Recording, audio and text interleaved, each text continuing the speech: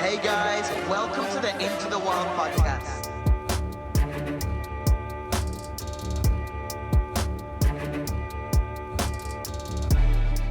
What is up, everyone? We're back. We are back, bro. Back, baby. It's been a while, hasn't it? It's been a minute. It's been a minute. So, I mean, a lot's happened. Wild ones? I was about to say, what have you been doing over the last 3 months? Oh my! Well, we were pretty busy putting on 2 conferences, right? Just a little bit. It was incredible. What was your favorite part?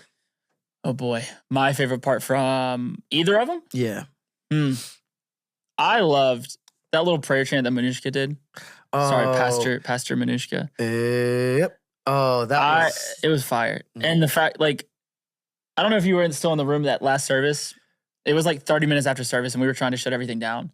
And the band quit, and then they just kept chanting. They just kept. And I was like, oh my gosh! Literally, I just put 2 conference on. Go home. Leave us alone. Oh my god! But it was fun. It was a lot of fun. I loved that part. And again, the testimonies and the stories. Like, I met a kid who was in a car accident the Thursday before they came up here. I'm like, messed up his elbow, his shoulder. And then the last day of the conference, like, threw a sling at me because he got healed. Wow. So it's just super cool. Gosh, God did amazing things there, bro. I mean, even just the healings that took place, even like what we heard on the phone tree. Oh, yeah. Individuals that have been dealing with suicide for all their lives, but in one moment they were set free. And so, so grateful for the team. Cool. So grateful for every youth pastor that entrusted us. Shout out. Oh, youth pastors are the GOATs. Come on. I mean, we could not do it without you, and we're just so glad that you are a part of the Wild Ones family.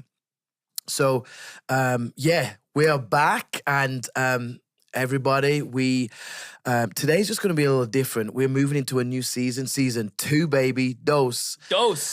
Season 1 was all about identity. It was all about trying to seek approval in the wrong places, and the Father has already approved of you. And so this season, we're going to be talking just a little bit about the summer slump that individuals sometimes go through.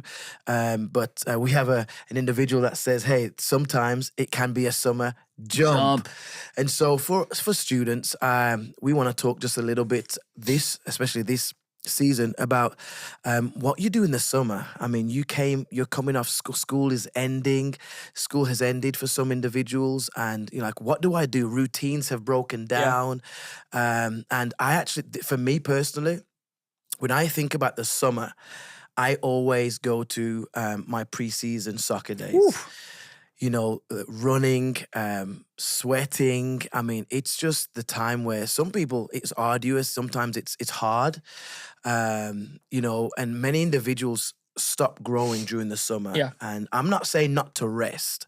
I'm not saying don't enjoy your summer. I'm not saying don't go on vacation, because we're going to go on vacation. Oh, we're going to hit a couple of vacations. But you have to be intentional with the summer, because what you do in private this summer, I'm telling you, what you do in private this summer will carry you and shape you for the fall. Yeah. And even I was reading Proverbs this month, and there's a verse in Proverbs that says, a little sleep, a little slumber, a little slumber, folding of the hands, and poverty will come on you. And I just think that is, a very eye-opening verse in Proverbs, where it's like, man, if you're not careful, like you said, in the summer season of hey, we don't got school, I don't got homework, correct. I'm not seeing my friends, I can wake up whenever I want to. I do think I'm with you. I think if we don't handle and steward this season rightly, like Proverbs says, poverty comes on us. Poverty comes on us. We lose our momentum, we lose our growth, and we lose what God's wanting to do in your life. And so I'm excited for this. For this season. It's going to be great. I think I'm even realizing, even some of my coaches, how powerful, even the things that they communicated with me, because nobody accidentally becomes dangerous in the spirit. Nobody accidentally becomes disciplined. Nobody accidentally becomes holy. Nobody accidentally becomes, on fire for God. It takes steps. It takes discipline. And I am 100% of this, Drew. An encounter with Jesus can change your life, but your habits will continue and sustain that encounter through the rest of your life. We have to come back to habits. We have to come back to daily discipline. And for me, there's nothing else more than preseason. I remember, I have a story. I played college ball. I was able to play professional soccer as well. And I remember this moment. It was July 2nd. It was a hot July summer month, and I was going out and I was running a 2-miler. I mean, it was trying to do it as quickly as I can. And I think the goal was to try and do it in 10 minutes. And I mean, it's rough. And so I was doing it. I didn't have to do it, but I wanted to do it. And as I was getting ready, one of the students or one of the other players came to me and said, "Hey, why are you out here? It's midday, you're sweating, and you're about to run. Why? Like, the season hasn't started yet." And I remember something rose up in me, and I said, the season has started for me. The championship doesn't start on December 12th. That's the national championship day. That's when we play our national championship. The championship starts for me now. Can I get the 2-mile? Can I put the work in now? And you've heard this before. Things are done in private first before they are revealed in public. So what happened to Jesus? Yeah. I mean, he went through the wilderness. It's one of your favorite scriptures, right? Like, I mean, legitimately, I mean, you've preached on some incredible sermons on it. Jesus went through the wilderness. Right. Jesus was baptized first before he ever did a miracle. And so there's something about doing things in private before it's revealed in public. No, and I love that. And again, not to harp on the soccer stories, but I remember being in middle school and seeing some of the seniors of that year showing up and running miles before practice. We had our practice before the high school did, and finishing our practice and seeing guys run 2 miles, 3 miles before their practice even started. Like, I'm with you, and I think there is something powerful if students can catch the private preparation, the private stretching, the private molding, the private shaping. Look at David. Yeah. Right? You look at that whole story with David, and everybody looks at David, the king of Israel. He's the one that brought the Ark of the Covenant back. I mean, David did some amazing things, right? He defeated Goliath. We still talk about it right now. But nobody realizes it started in the field. That's where he was trained. That's where his fingers were trained for battle, the word of God says. It started for David in the field before the Lord revealed him publicly. And I believe even this summer, and that's our prayer, Drew, and that's my prayer, is that students realize that this summer is not a time to let off. This summer is not a time to slow down. This summer is not a time to shrink back. It's actually a time to be more intentional with Jesus, to read your Bible more, again, this can be the most isolated moment for our students, because there's no school. There's legitimately no structure. Structure has gone. Yeah. So really and truly, our students really need to lock in and figure out what is their summer going to be. Because if we're not intentional this summer, we can lose this moment of preparation. And the summer actually, I believe, shows us what we're really hungry for. What are we hungry for this year? Yeah. Are we hungry for God? Can we get into a daily discipline? Can we get into something that really, I mean, the ebbs and flows of the summer. I know we have vacation. I know we've got different things like that, but there are moments in life that we get to grow. Even in the educational world, Drew, teachers know in the summer, it's the time to close the gap. Even academically, because students are off doing different things, and you can actually and it's scientifically proven and academically proven, if you can read every day of the summer, you can actually increase your reading by up to 2 grades.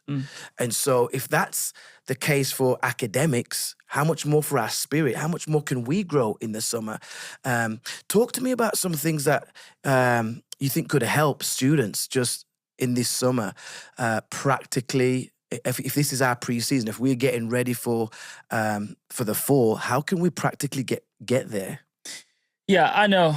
For me, I think it is essential. You mentioned summer can be very isolating and it can be very lonely. And students are not on their sports teams, and they're not in their friend groups, and they're not seeing their friends and their peers 8 hours of the day every day of the week. And so I think for me, one of the most important things that I had to do over the summer when I was in high school, middle school, was maintain that community. Wow. And whether that was, within the confines of youth ministry, whether that was, with leaders and with mentors and different people in my life, maintaining that relationship with people where, I can say, hey, I'm having a little bit of a rough summer. I'm having a little bit of a rough week. I think community is impactful, so important, right? I mean, even Ecclesiastes says better for two It's better for two to be there than one. For if one falls, the other can lift him back up.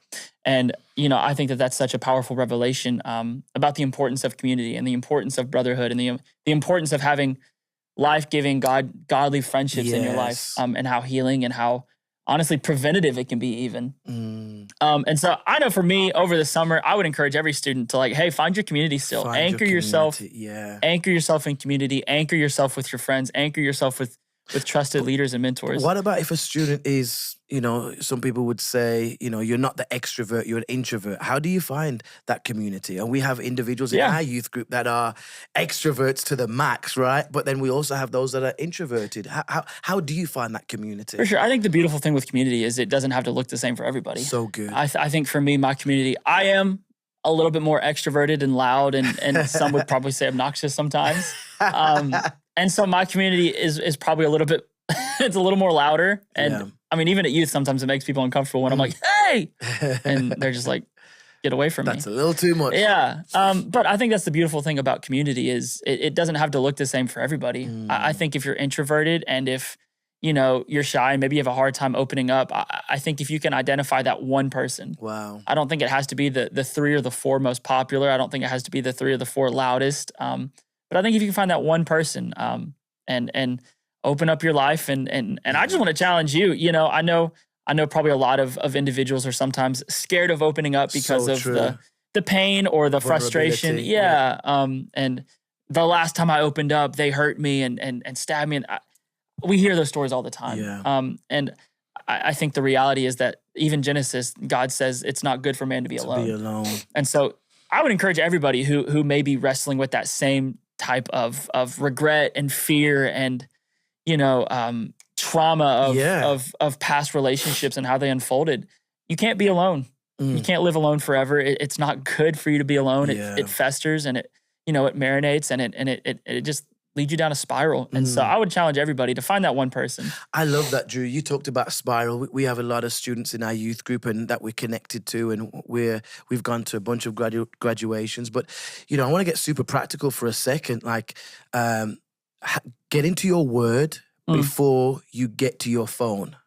Because that's, for me, we've seen the statistics, Drew. We've seen the isolation. We've seen the comparison trap, right? If Instagram gets your first attention, it usually gets your strongest affection. Here's the deal. Whatever you behold, you become. And so I would challenge our students. I know that you don't have school, but prioritize. Let's get super practical here. Even right now, look at your screen time. Are you spending more time on your screen than you're spending with people? Because sometimes we replace screen time for community. It's not real community. Yeah, community is where you're locking eyes with somebody. You're doing life with somebody. So let's not replace the real, authentic koinonia for the fake version of social media. And I think if we can start, if I'm looking at any student right now, I want to say, get into your word before you get to your phone. Start your day in scripture. That's what I would say. It helps me. Oh, yeah. And even there was a point in my life, I literally had to leave my phone downstairs because I would just sit in bed and scroll, you know? And so I even think if you want to talk about practicality, leave your phone in the living room. Come on. That's so good. Get a normal alarm clock and then just before you ever get downstairs to touch your phone, grab your Bible, grab your word. And again, I don't think either of us are saying it has to be an hour of inductive Bible study, I know for me, I start my mornings with the Proverbs, a chapter of Proverbs, a chapter of Psalms, and a New Testament chapter. And that's how I start my morning. And I do other stuff, but that's my daily devotion every morning. Wow. And I think even finding the habits and the rhythms that fit your schedule and your life and where you are spiritually, please don't try to read Leviticus at 8 in, please. Gosh, that's a rough one. If it's a New Testament, if it is a Psalms, if it is a Proverbs, I think it sets the tempo for the rest of the day. Yeah. To just have that moment, just to read and to feed yourself spiritually. And what you're talking about, Drew, is really building healthy rhythms. Yeah. Right? Building consistency, not just random prayers, not just random, Bible. Get into a consistency, because consistency does matter. And that's even the same in pre-season. That's our topic really for this season is pre-season training. Like, what are we doing? And getting into a rhythm of community, getting into a rhythm of prayer, getting into a rhythm of even fasting, right? Like, what can we be doing over the summer that can sustain us? Because if they can do in the summer, if you can build a healthy rhythm in the summer, it takes 27 to 30 days to start a rhythm or to start a pattern or start a habit. If you can this is the time to do it. Absolutely. This is the moment to do it. Get in a rhythm, because consistency does matter. And I even remember, even with running, you start off, if I want to train for a marathon, which one day I plan to do. Maybe you can join me too. Okay, let's take it easy. I think you can do it as long as those knees hold up, right? But I can't just run the Boston Marathon now. You kidding me? I would kill myself. But I can start a running plan that every day I get a little bit stronger. Every day I can go a little bit further. Every day my muscles get a little bit bigger. And so what I'm hoping is that even throughout this summer, this preseason training, you get, if it's like core stability, like you do sit-ups, if your core is strong, it's able to carry every part of your body. Yeah. And what's the old quote?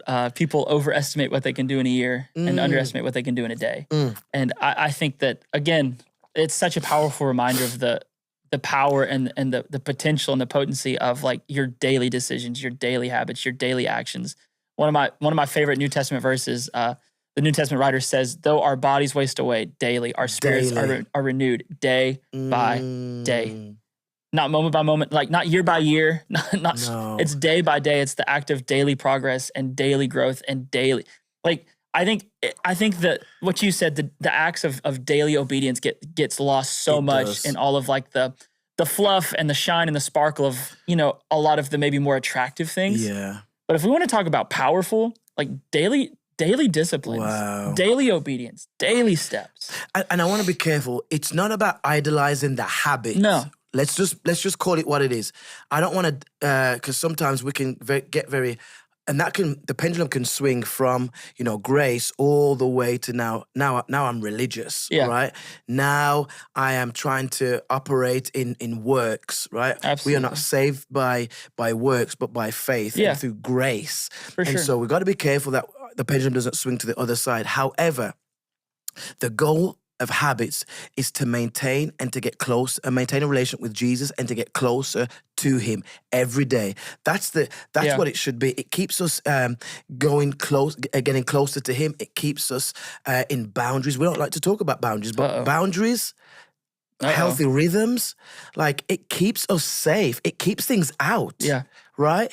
And it also allows us to stay within the parameters of what God's ordained us to do. Absolutely. And so I don't know if you want to talk to boundaries, but that sometimes we get sometimes we get ticked off, or we speak to our students about boundaries and they're like, oh my gosh, no, let's not talk about boundaries. But boundaries keep us safe. I have a dog. Yes. My dog's Charlotte. I know Charlotte. She's a psycho. I would be such a terrible guardian if I just let my dog out in a yard that has no fences, no guardrails, no nothing. She could get lost, she could get hit by a car, she can get snatched. Like, there's so many things that could happen if there is no guardrails. And I think the trap that I fell under and maybe a lot of my friends fell under as a middle school, high schooler was thinking that freedom looked like no boundaries. Wow. Freedom looked like no guardrails. Freedom looked like no restrictions. And I think I don't think that that's freedom. I think it's ignorance. I think it's dangerous. That's so good. I think, you run the risk of losing yourself. And so I agree with you. I think it's important to develop those healthy boundaries, whether it is like screen time, whether it is like, hey, I'm putting my phone down at 10 o'clock at night, whether it is like, distancing yourself from relationships and being careful about what you watch and what you listen to. I agree with what you said. It's not religion. It's not legalism. But it is the act of trying to live a consecrated life in a way that does draw you closer to the Lord. And I would say, Drew, you got to protect your atmosphere, right? Like, we talked about community, but protect your atmosphere, because the summer can be a time to binge watch. Binge watch. Come on now. We all are guilty of it. What's your favorite binge watch show? It's probably, you probably wouldn't know. Is it a British show? No, it's actually it's like the British version of like Magnum PI or something. I don't know what the old people watch. I don't know if you've seen it. I'm a Prison Break kind of guy. Oh, yeah. I never finished it. Oh my goodness, I love that show. I could binge watch that again and again. It's just the mathematical there it is. mind that goes into breaking out of jail and getting. It's just incredible. But I would say you got to be careful because you can. When you binge watch, that's who you start becoming, whether it be shows, whether it be music, whether it be conversations, whether it be people. You've got to be careful what you binge watch. Like that's your atmosphere. As Pastor Kevin would say, that's your orbit, right? Like who is in your orbit? Who are you letting into your orbit? Your environment does matter. And so we got to be careful that we're protecting that, we're guarding that, because those things seep into our heart. That's what Proverbs said. Guard your heart, for it is the wellspring of life. Wellspring of life. Because everything flows from it. And so we've got to be careful to protect our atmosphere throughout the summer as well. Was there a moment where you had a realization of like some things that might have been negatively affecting you and having to develop maybe the boundaries like we talked about or develop some distance between some of these things? And like you said, protecting your atmosphere, protecting your mind, protecting your heart. Yes. I remember high school junior, and I was the captain of my soccer team at the time, of our academy team, and it was actually going into the summer, and this is the time where a lot of our students or a lot of our players found out if they got a professional contract or not. It was about that 16, 17 years old, and a lot of the individuals wanted to go out and party. And I remember vividly, they invited me to go and party, and I said, "Yeah, sure," because I wanted to be accepted, right? We all want to be accepted. But I remember saying, "Sure, yeah, I'll go." And the day after, they invited me to the party. Said, "Hey, remember you said you were going to come?" I said, "No, I thought about it. I'm not gonna come." And so I remember bending to go into that party. And while I was there, I could almost feel myself accepting what everybody else was doing. Whether it had been drinking, whether it had been, watching things that they're not supposed to watch. And I actually felt myself like my guards coming down. And so after that, I was actually sucked into their, into their community. And I was actually into that community probably for about 2 or 3 weeks. And then something rose up in me and I said, I can't do this anymore. It's affecting my walk with God. It's affecting who I am. I mean, they cussed all the time. And I remember looking at this individual and I said, "Bro, I love you, but I can't keep doing this. It's against who God wants me to be." And he looked at me and he said, "For real? You're going to do this?" I said, "Yeah, I'm sorry." And at that moment, it was one of the first times that I kind of stood up because I felt like my whole atmosphere was actually changing. And I knew that I was supposed to change the atmosphere, not the atmosphere change me. Wow. And so I remember that. It was hard. I lost some friends. But I look at what God did through that. And the next year I was asked to be the captain. And after that, I was offered a professional contract. So I almost felt like God honored me saying no in private and then was able to elevate me in public. So do you have one, bro? Yeah, I mean, not to hit on the friendship thing, but there were some friends I had in middle school that we just did dumb stuff with. And it was much of the same thing. I started getting more involved in church and serving in youth ministry and, again, learning more about who God created me to be and the type of person that, I felt that he was leading me towards, whether that's like purpose and calling. And, there was a moment where me and my little brother both looked at each other and were like, I just don't think this is, I don't think this is it. I don't think there's people that we need to hang around. We don't necessarily appreciate and enjoy and approve of, some of the things that they've been doing. And so it's a lot of the same things. Wow. Distancing myself, from relationships and friendships and some people that I felt were negatively affecting me and pulling me back from where I felt the Lord was leading me. Can we just go there? Oh boy. Let's be honest. Relationships, summer flings, it's a real thing. Ethan's shaking his head. Ethan's shaking his head. It's a real thing, Drew. Like, you start finding your community, but all of a sudden you start seeing that guy that took off his shirt, right? That guy at summer camp. The guy at summer camp. I mean, that girl at summer camp, like, how do we protect ourselves from, during this preseason, how do we guard ourselves from summer flings? Because I do think this is where the enemy can come in, because we're not seeing our community. We're not necessarily seeing our friends on a daily, Monday, Tuesday, Wednesday, Thursday, Friday at school. But now sometimes we start to figure out, okay, maybe I can find attention and validation in other places, and normally from the opposite sex, right? Yep. I got a really profound thing. Come on, bro. You wear jeans when you swim. Just jeans. That's hilarious. They used to do that back in the day, though. So, hey, if that fixes it for you, just go back. No, I know for me, like I look back at when I was in high school, and maybe even, 8th grade, 7th grade. I know the moments of temptation for me were like the 9 to maybe 11 o'clock and the late afternoons. And so for me, I just had to prioritize, like, it sounds maybe real simple, but trying to be productive during those times. So good. Like that afternoon session, I would, whether it's, going outside and playing basketball or going outside and practicing soccer during the summer seasons, like I would begin to recognize, I called them like hotspots and the moments in time where I was like, I knew that I was maybe a little bit more tired. I was maybe a little bit, a little more worn out. And I was like, hey, let's go see what some of these other girls are doing. And so I would just have to like put my phone down, go be productive, go outside, go for a run, go for a walk, go pray, go read the word or something. Just very practical. Just fill my space, fill my time, fill my schedule with things that benefited my spiritual life. Yeah. And even at night, like leaving my phone downstairs was a very real thing, Yeah. Like in the summer, I didn't have to wake up at 6:30, so I really didn't need an alarm clock. That's true. And so it was just like, I'll leave my phone down and I'll wake up and I'll go downstairs and, I'll start my morning. Yeah. That's so good, Drew, because I remember this acronym, it's called HALT. And anytime that you start to get tempted, ask yourself this question, are you hungry? Because sometimes we can be hungry, right? Sometimes we can be angry. Yep. Sometimes we can be lonely, or sometimes we can actually be tired. And if those things are not taken care of, because sometimes in the summer we can stay up until like 3 a.m. because we don't have school the next day. Yeah.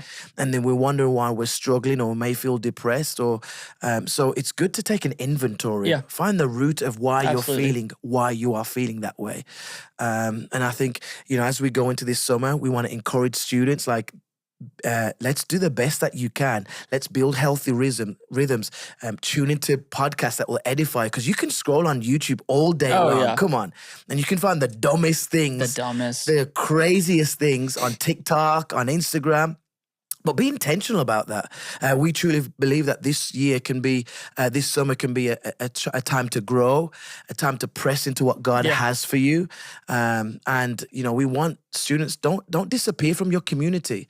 Isolation weakens people spiritually. Stay planted, stay connected, stay hungry. The summer will reveal what you're hungry for. Yeah. You can either coast through the summer or you can consecrate through the summer. You have the choice. And I want to consecrate myself through the summer. I really do.